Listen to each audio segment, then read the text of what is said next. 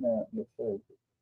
All right, guys, this is Wes from J&W Sports and Apparel. I know y'all have seen our story time, and a lot of people love our story time. And it's always great to have some Georgia greats to tell stories at their times with the University of Georgia. And I'm very blessed and very humbled and so happy that I have a great Georgia great, Scott Woener at J&W Sports and Apparel. And he's college Hall of Famer, and people love his story time. So it's time to get ready for story time with Scott Woener. Hello. Okay, what is one of your funniest stories? Matt Simon, I hope Matt you're watching. He had some with Herschel. What are some of the ones that a lot of people didn't want to know, but won't get you in trouble? Pat Mache, no, Pat probably watches. Pat Mache said there's a few things we can talk about and there's a few things we can't. It's off the record. You people get to see this. Your buddies get to see this, and you're not throwing anybody under the bus. Just be yourself and have a good time, and maybe they'll have a laugh at it. I don't know that there are any. My story times always consisted of reading children's books to a group of kindergartners or first graders or That's something. awesome. But a story time about the University of Georgia, we might have to put an X rating or at least an R concerning some of the story times Yeah. that go around McWhorter Hall Yeah. or even Stegman Coliseum. Yeah. I don't know. It's a different place and time Mhm. from what these guys are in the now. You go in the weight room and you can actually see somebody.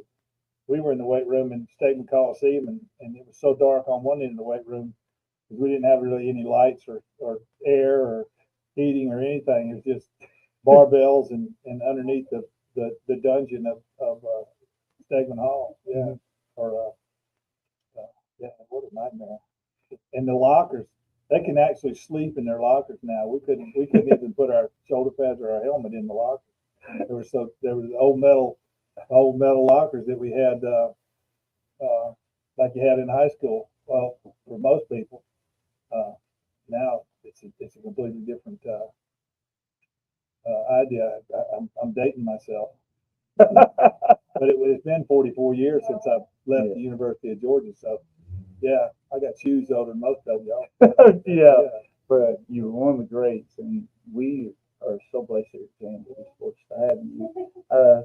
One thing Matt brought up, do you remember, and I think I'm telling it right, Matt, you can comment on this if I get this wrong. Matt Simon told us that he said Vince had a wreck. Do you remember him having a wreck? Oh yeah. Do you remember that story and how rough it was on you? Because Matt said Coach Dooley didn't want to talk to nobody that day. He said, "Go ahead, get it out of the way." Uh, well, he was in front of the whole group, Yeah. the whole team, Yeah. and everybody was trying to snicker and hold it. But they didn't want to come right out and just laugh because he he had bruises and bumps all over his face and head. Yeah. I think what was it? Matt said he told him give him so many minutes or so, and then after that he's done. It's over with. Yeah. That's Oh, so funny. I mean, everybody. I mean, even in the wintertime when the drop would form on Coach Dooley's nose, and you could see him, he'd be turning one way, so you could see this big old drip on his front, and you could see the guys up front that were sitting up front. And Coach Dooley moved, and you see people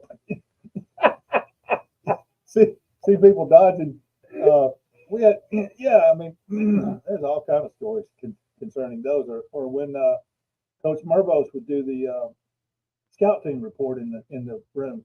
Coach Mervos had a little bit of a lisp, and he had a tendency to pepper the guys in the front and second row with spittle, and yeah, we you, you you would always wonder in the rookies that the freshmen would sit down front, in the front row, and you'd watch them Get ready. dodging when They needed a wiper on their. oh yeah, Coach Mervos would get so excited about the team we were playing, even if it was Vanderbilt, how great they were, and Yeah, the first or second row were off limits, most definitely. But yeah, there were several instances that took place with Coach Dooley, but the car accident was a biggie. Yeah, Matt said, he said, we were trying to figure out, should we laugh? Oh yeah, yeah. It was. I mean, I do remember that one, Yeah. and or uh, Sunday mornings after, when you Sunday morning breakfast, you'd have to meet for and the whole uh, football team would smell like a brewery. Mm-hmm. And the coaches, you'd start with a big group, and Coach Dooley would say something, then you'd break into smaller groups, and with your individual coach, and yeah, we had different ones just about every year with Sam Mitchell and Jim Fiburn, and then Bill Lewis, who changed the whole scope of secondary football at the University of Georgia. Really, what a we actually played more coverages that next year than we ever had in the prior two. Yeah, but the game had changed too. Also, Do you think today the kids could hang with y'all? not in the football is a violent game. Oh, yes, They've sir. taken all the violence out of it. They've done everything they can to take the I would say no in that respect of the brutality that took place in practice, the amount of God, it was. I mean, between high school and college, it was absolutely brutal going through summer workouts and it being 100 degrees and you're pounding on each other. Mm-hmm. And there were times when I guess the coaches felt that we needed to pound on each other. Yeah, because maybe a loss. Oh yeah, well, 1977 was a long year. Oh, yeah, the only losing season that Vince had, and we struggled for leadership that year because we had such a good group in '76 that won the SEC, and then it just kind of it trickled out. Yeah, and I looked at the leadership more than anything being the question that year, going 5 and 6. But that's part of what made it '80 so great. All those freshmen that went through that '77 season said we're not going to. It's not going to be our team. We're going to do a better job. So we did. one thing I know you went through brutal because you made the College Hall of Fame. Did you ever get a concussion? I never looked. Oh, I'm sure. I'm sure. I 78 Tech game when I got that scar in the jaw. Split wide open, and yeah, I was crawling around. Yeah, all the years of high school and college, I'm sure there were several when you're not real sure about which way you're going to get off the field. I go this way or I go that way. Yeah, I'm sure, and we all the old boys when we get together, we all have you stories, have that discussion about whether you can remember this or remember that. But no, that's it is what it is now. I wouldn't go back and change anything if that's what you mean. Oh no, I just it was a violent game and I loved it. I love going in there and just absolutely punishing the ball carrier. And sometimes George Rogers, he punished me. He stepped on me after he got through running over me and kept on going. And that's those are the guys that you Heisman Trophy. You understand why? Mm-hmm. Yeah. The one thing a lot of people when they have greats like you, they always had misfits. And you talked earlier about one, and I think Herschel mentioned the same one, but a lot of people, the pig. Oh, jeez. Well, that goes back to the 1977. You know, we were in the spring of 1980 after spring training was over with. You know, we're all the rising seniors. This is our team. Uh, and we had a good group of senior leadership. And these were we'd all come in together and we went through a losing season, went through 78 doing real well, and then 79 we beat everybody in the SEC and can't whip the ACC. And yeah, it was, but again, it boiled down to leadership, and this was our team, and we were going to start it off right. And so when spring training was over with, we said we're going to have a party. We went all about town and collected plenty of adult beverages, and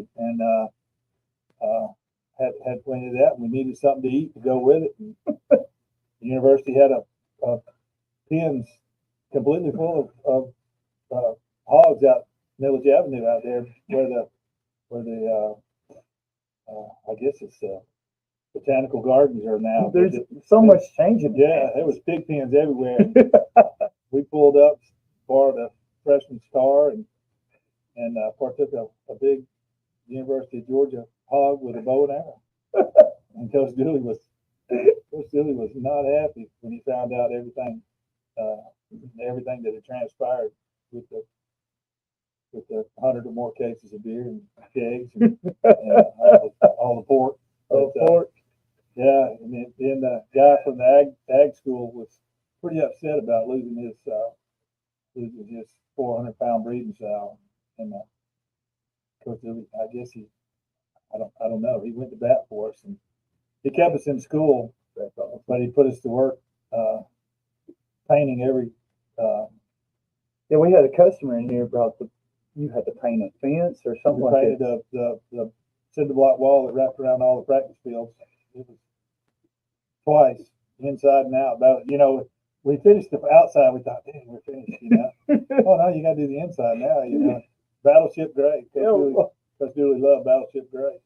But each one of the big five, Nat Hudson, Hugh Nall, Frank Ross, Chris Welton, and myself, we all have a brick from that wall. Coach Rick tore the wall down, but we all have a brick that's signed by Coach Dooley the day he drove up and decided it needed another coat. And he said, it looks like it needs another coat. And we have that signed, Vince Dooley, on my cinder block brick in my basement. Yeah. Yeah. But I wouldn't trade that for anything. Not to mention that, you know, the time the five of us spent together that summer. It was poor as dirt. Go to school in the morning, work for the university 5 hours every afternoon, and then start the workout in the hottest summer on record. Yeah, it was 100 degrees every day, and then slowly guys started trickling in to campus, and you know what started off with 5 guys eventually ended up with about 15 to 20 guys coming into school, and I think personally that's where the leadership all started for putting together a undefeated season. You know, we just weren't going to lose. One thing that I like about Pat and Lon when they were here, they said y'all were like brothers. And y'all still tried to be like brothers today. Y'all try to keep in touch if you can. Oh yeah. I mean, it's so funny. Well, you know, and I think that comes to the part about living together and living in the dorm together. The guys these days miss a lot of that because they are spread apart. They don't have that camaraderie and the togetherness of. I mean, there's 8 guys to a suite. You know, you're there for a year with those guys, and you move one floor up or down, and it's still the same guys. And you see everybody, you know everybody, you know who their girlfriend is, you know who they're dating, and you know what everybody's doing, and yeah, I think if they the one thing that the kids today certainly miss is just the experience of living together in in that dormitory. It really made a big difference for us. But I mean, the room probably wasn't. I mean, you could park a car in most of them. That's how big the rooms were. Yeah, I mean, times have changed in that respect. Oh, yeah. But we did have air conditioning. That was the only thing we looked forward to was getting off the field. And I mean, y'all don't realize about the Coliseum itself. It was a cow barn. Really? Yeah, they used to have a rodeo in there. Y'all know that they had a rodeo. No. They would fill the Coliseum up full of dirt. Oh, a foot or two. Bring in the Clydesdales and have a dang rodeo. And a big Brahma tried to breach the wall one day. Rodeo in there every year. It's an agricultural college, for Pete's sake. Exactly. We lived across from the vet school at McWhorter Hall. Yeah, I mean, we wouldn't have had a pig if it wasn't, it wasn't an agricultural school. But yeah, it's I did not know that. yeah. Oh, the Coliseum was I mean, seeing the Clydesdales every year was quite a treat. But yeah, they'd load up all the backside of the Coliseum was stalls. It was horse stalls. We'd be going to practice and it smelled like Churchill Downs, Oh yeah. It was quite fragrant. Yeah. Oh yeah, these guys got it tough today. Yeah. Lord. Yeah. Yeah. Ask any of them. Anybody that played during that time before they built butt smear. Yeah. Yeah. And an indoor facility where they have shade and everything. Yeah. These guys, I mean, they treat like royalty. I mean, Yeah. they have a few of the players that I've talked to when they really got down there, and they said they couldn't eat nowhere. That everywhere they went, Oh yeah. Yeah. You probably went through that. I mean, think about it. I mean, I understand what that side of it. Yeah, it was well, in Athens, of course. At that time, Athens, everybody sees Athens as a thriving metropolis now, but back then, downtown Athens was a ghost town. Really? Yeah. Oh yeah. Everything closed. There was nothing down there. And yeah, I was amazed at the recovery that it's made. Yeah, I mean, it's like when we got Fanatics, I was telling him, I tried to do signings and I got Scott Woener, and that guy was like, I know who Scott Woener, he's in the Hall of Fame. You'll always have him, and you're a great guy, and you deserve it. It was a lot of hard work too. The reason I'm in the Hall of Fame is Vince Dooley. He and I always felt that way with Vince when he was recruiting me. I was a quarterback in high school. Really? Could have went anywhere. You were a quarterback? Anywhere I wanted to go and play quarterback. I was going to the University of Texas. Wow. And was in the locker room with Darrell Royal the night he resigned. And he was talking to me about how I pitched the ball and this and I'm sitting in the stands with my uncle in Austin, and he gets up on the podium and resigns. And yeah, then I was going to the University of Texas. I mean, I was born in Texas, and I thought, what an opportunity. But when that happened, then I said, well, there's not but one. I flew home and ran into Coach Dooley the next day at some banquet or something like one. And I told him I wanted to go to the University of Georgia. And smartest decision I ever made. I wouldn't be in the Hall of Fame today had I not gone to the University of Georgia to play for. That's awesome. Yeah, that is awesome. Yeah. I tried in the past to get Vince here, and you tell stories about Vince. I would love to get him here, but at the time, I think he went through COVID and a few other things. And I was talking to not Barbara. I was talking. God, my memory's getting bad too. We talked about that. Deanna, his daughter. We were trying to figure it out, and when he passed away. Yeah. These stories that you talk about, Vince, it would have been cool to see what he would have said about you. He's well. You can get a couple, 3 or 4 guys together and get Frank and.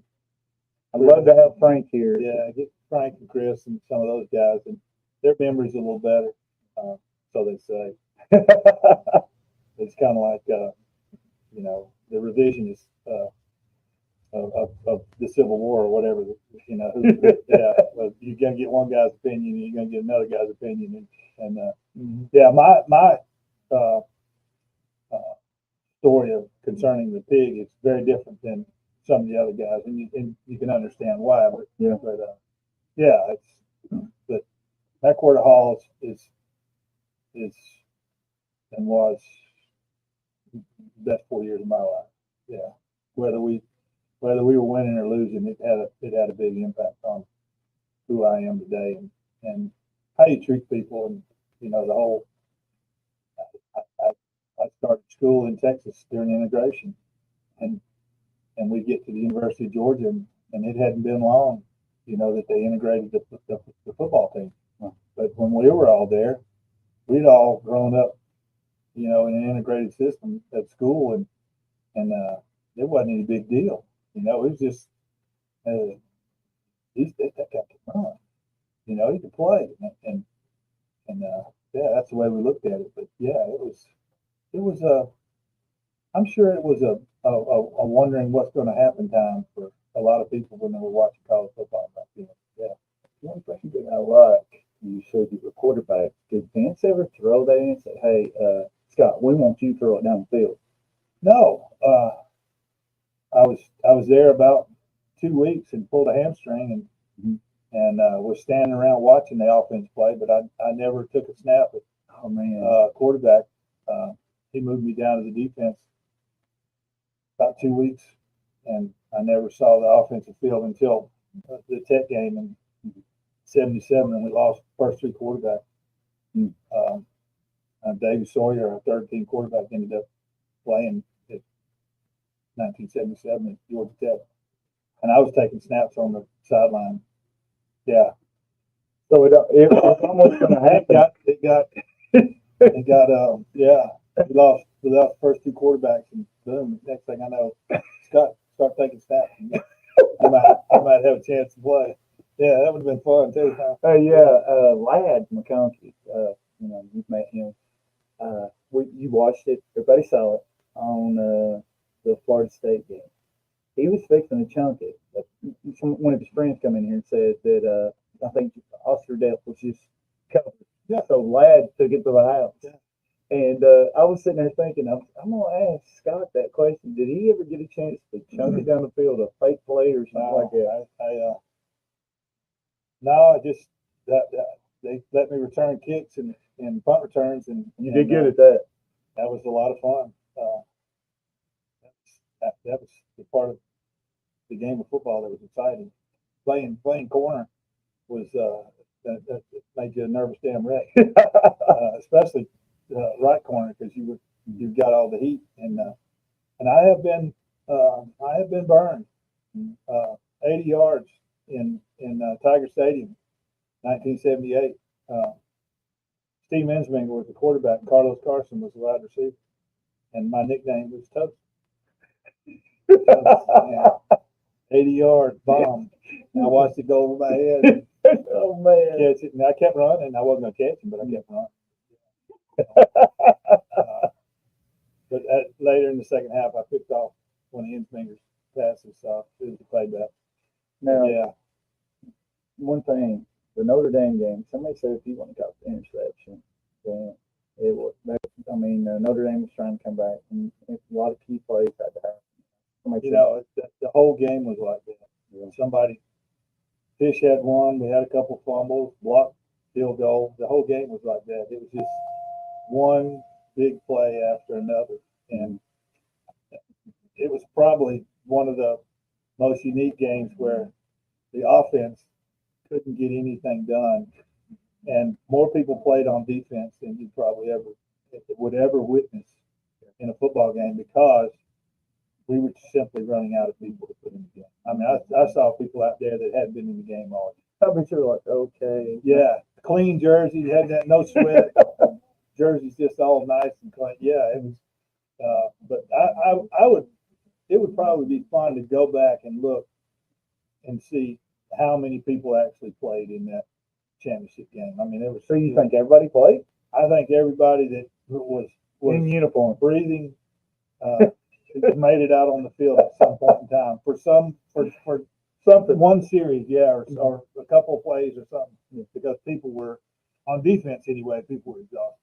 Yeah, they were wore out. You could see in the dome, you could see the layer of smoke hanging about 40, 50 feet off the field where it's just a layer of smoke. You think it was this people smoking? Yeah. No, smoking a cigarette? yeah.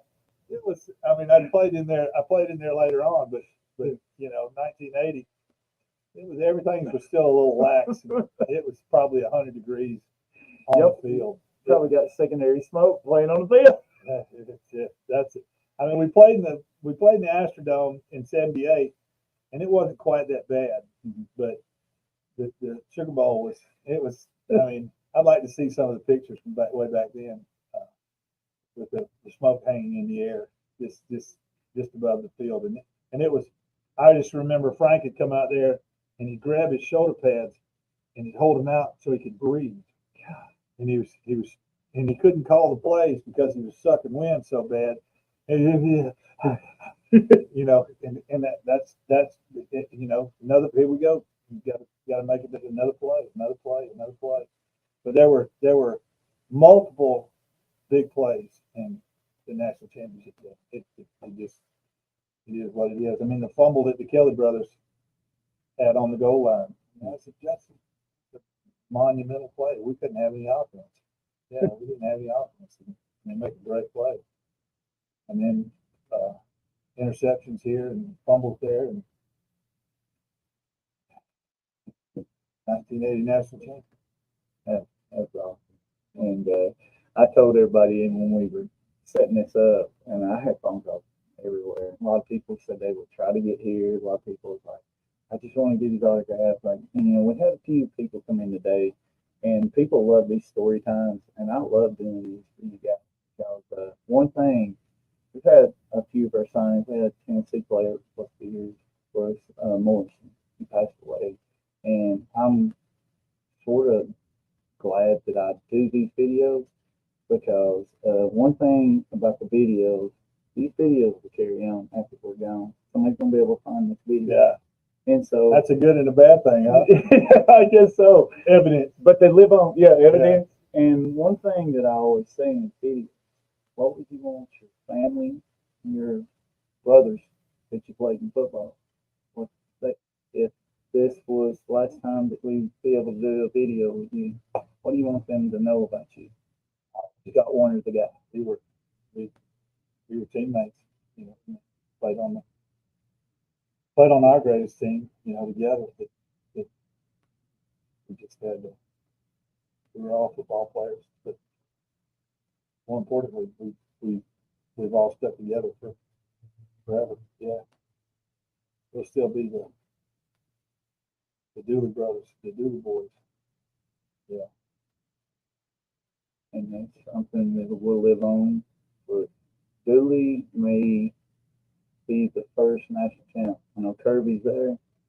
Y'all started the mode of making this happen. Yeah, well, it was a different game back then.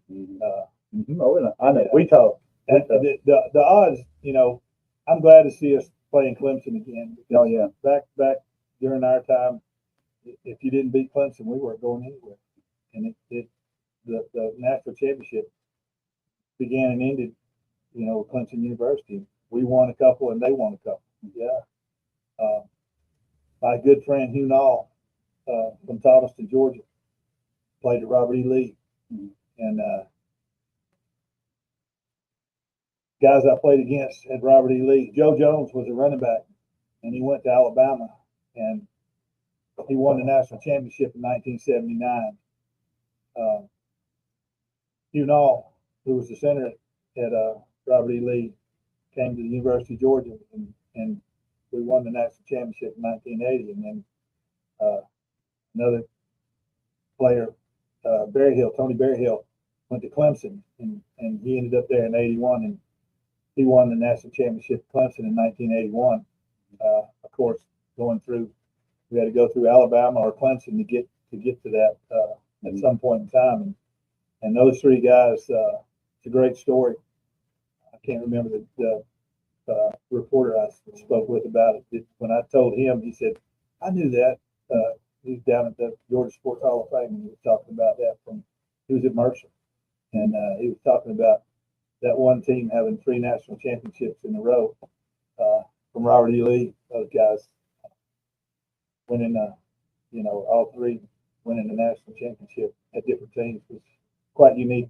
I haven't been able to research that to find out if that's happening anywhere else in the state of Georgia, high school. It'd be interesting to find out. I'm just amazed at stories you tell, and they were so fun and funny too. And one thing that I enjoyed was you just being you. We have a lot of signings we've had, and they get covered up and they're not able to be themselves because they're trying to hurry. They can try to be themselves, but when there's people in here and you want to not make everybody upset. But I just loved it.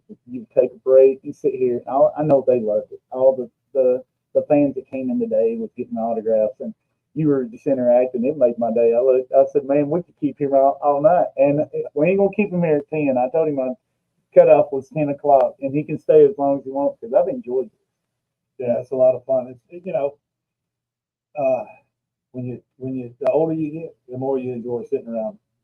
I can sit here and talk to you all day long. Tell and my wife probably she has to do. No, you're right, and it's a lot of fun. I've always said the smartest thing I ever did was go to the University of Georgia, and I'm glad you did. And I've told you, I've been all over the state, and there's not too many places I can go that when I introduce myself, that somebody does look at me a little strange, like I've heard that name before, that kind of thing, and sometimes I let it carry on, but other times I just leave it that and go. But it's fun and I know Coach Julie enjoyed it just as much as I do, going around the state meeting Georgia fans. And, yeah, it's part of what you sign up for when you go to the respective school, and I'm sure the guys at Tech maybe I don't know. I just know that Nate couldn't be here. He was sick, and when Nate told me, he was like, we don't have a chance to Scott Woener. And thank you, Pat Mache. I know you're going to watch it. But you need to say hello to Pat because I think this is on Facebook and it'll be on YouTube and stuff. So if it wasn't for you, Pat, talking to Scott, and I'm glad, Scott, you got to know who I am. And I just want to make a good impression on you and make sure that all these guys know they can come and hang out and we can do stuff like this. Because people hit me up and say, you're going to be able to do story time. The younger guys, I tried to get Ladd to do it and Pierce Jackson. They were like, no. Well, they don't have all that water under the bridge. So a lot of them said that I'm still, Coach Smart's still coaching me and I don't want to take a chance. Yeah. Well, they're getting paid for it now. So. Yeah, exactly. Yeah. NIL. We couldn't sell anything about anything. Nope. About anything. It was like, I think Pat said that there's a lot of stuff that you could talk about, but you want to be welcome back to Athens. Yeah. And yeah. I laughed when he said that. And he said, "Oh, I'm being serious. You want to make sure you'll be able to come back to Athens, and you probably feel the same way too." Oh yeah. I mean, short of Lauren Smith, maybe Claude Felton, there aren't too many people that know anything. About the things he all yeah. done. I mean, cool. there's when we lost Coach McGill and Vince and the others. I mean, there's no one left to tell the stories. It went to their grave.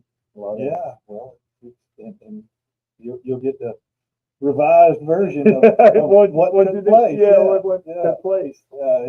I'll put in the grass when they put the turf on Sanford Stadium on Dewey Field, and we were out there planting the grass, rolling out the big things of sod, and it was 150 degrees. I mean, it was awful. And we're planting the grass that we're going to play on. Yeah, it was. Yeah. Oh. Was you ready to play on it after you got set up, or was you just like, man, I just don't want to look at that grass anymore? Yeah, well, it was doing penance for Vince Dewey and reappropriating a hog from the university that somebody got upset about. We could have. The thing is, when it all boiled down, we could have probably asked any farmer in the state of Georgia for a hog, and they would have given it to us. giving it to us now. Yeah. We wouldn't have had to even think about any, bows and arrows and flashlights or anything like that. But yeah, it just was a lot more fun. Just getting your own Just hog. going and doing it all ourselves. Yeah.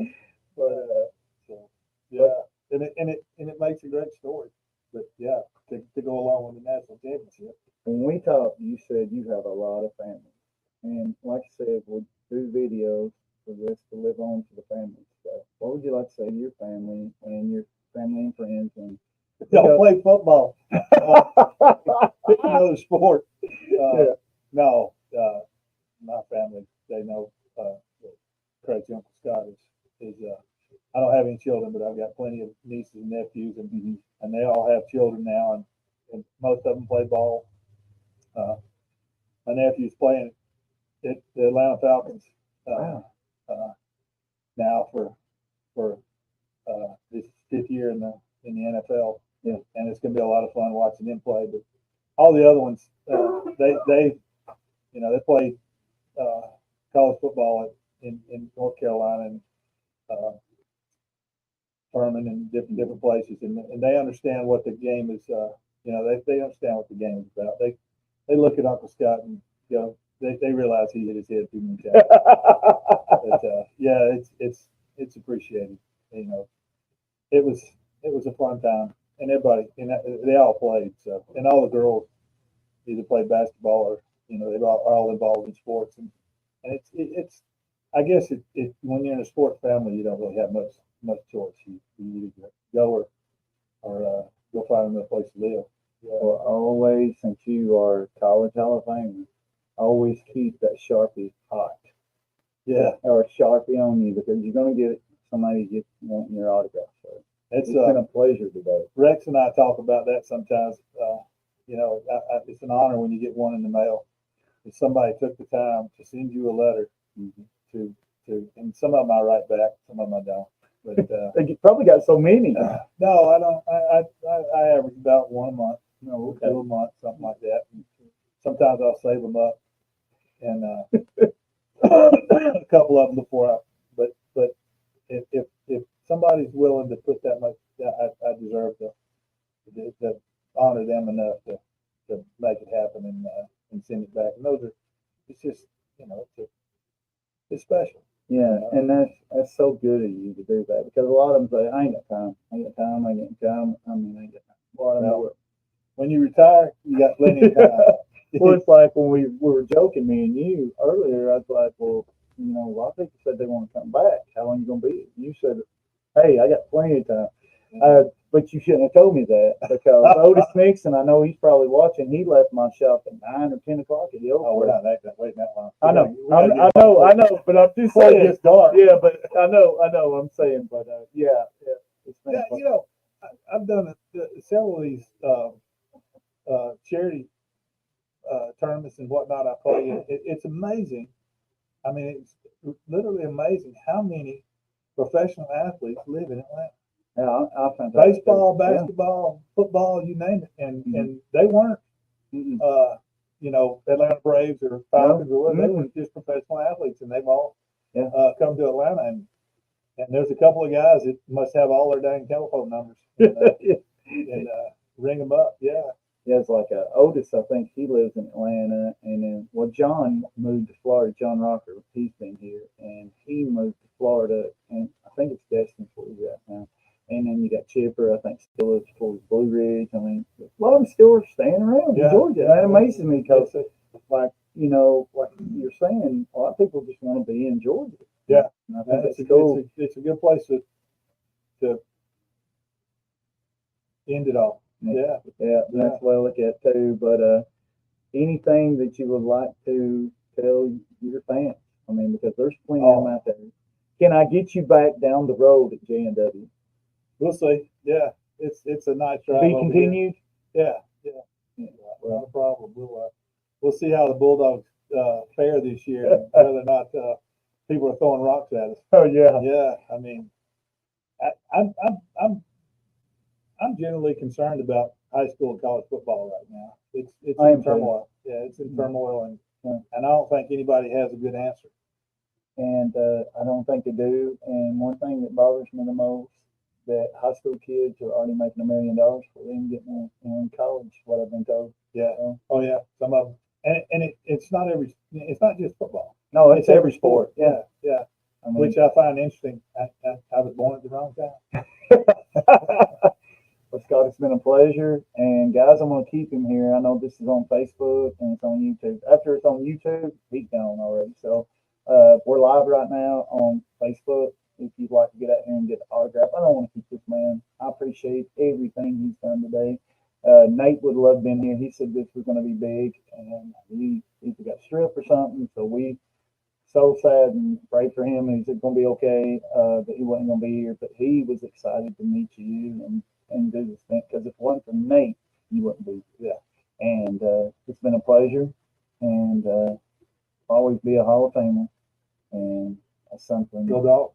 Yes, sir. Go Dogs. And I'm going to get off here, guys, and we appreciate everybody who enjoys story time, and I think you knocked it out of the park, just like Troy Sadowski and all the rest of them.